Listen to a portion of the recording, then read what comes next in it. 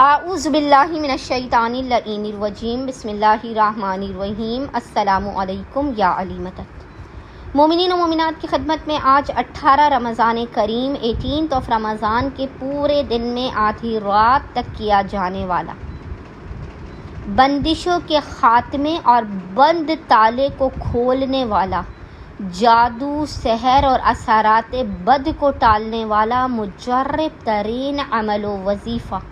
باب الحوائج باب مراد امام موسیٰ کاظم علیہ السلام کی بارگاہ سے لے کر آئی۔ مومنین لازماً اس وظیفے عمل کو 18 رمضان کے پورے دن میں جب بھی آپ کو فرصت کے لمحات ملے آپ لازماً کیجیے۔ اس عمل کو کرنے والے کی دعائیں لازماً مستجاب الدعوات، اس عمل کو کرنے والا مستجاب الدعوات بن جاتا ہے، اس کی دعائیں لازماً قبول و مقبول کی جاتی ہیں۔ خداوند متعال اس بندہ مومن کی مشکلات اور پریشانیوں کو ٹال دیتا ہے، زمین کے اندر چھپے ہوئے خزانے اس کے لیے ظاہر ہونے لگتے ہیں، اس کا رزق اس تک ہر حالت میں پہنچ جاتا ہے۔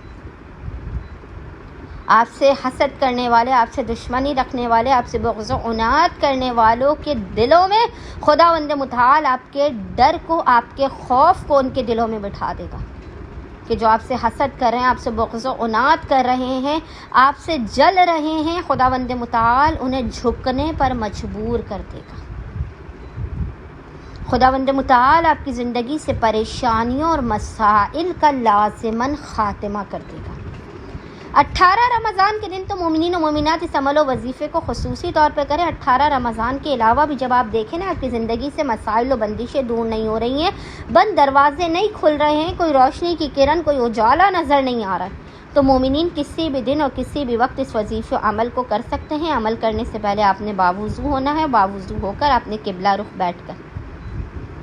سب سے پہلے محمد اور آل محمد پر اول و آخر 14 مرتبہ 14 ٹائمز درود پڑھنا ہے، اور اس کے درمیان میں آپ نے 14 مرتبہ 14 ٹائمز ہی آیت الکرسی کو پڑھنا ہے۔ آیت الکرسی کو آپ نے 14 مرتبہ 14 ٹائمز پڑھنا ہے، اور جب آپ آیت الکرسی میں اس مقام پر پہنچے، من ذا الذی یشفع عندہ، من ذا الذی یشفع عندہ،